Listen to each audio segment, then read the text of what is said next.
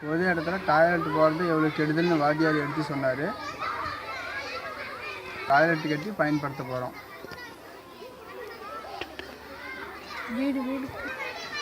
அதனால் வீட்டுக்கு டாய்லெட் கட்டி பயன்படுத்த போகிறோம். கண்ட இடத்துல குப்பையை போடக்கூடாது. குப்பை தொட்டியில் தான் குப்பையை போடணும்னு சார் சொன்னார். அதனால் இந்த கிராமத்தை நாங்கள் சுகாதார கிராமமாக மாற்ற போகிறோம். சுத்தமான கிராமமாக மாற்ற போகிறோம். நாங்கள் எங்கள் ஸ்கூலில் காய்கறி தோட்டம் காலியாக இருக்கிற இடத்துல நாங்கள் நிறைய போட்டிருக்கோங்க.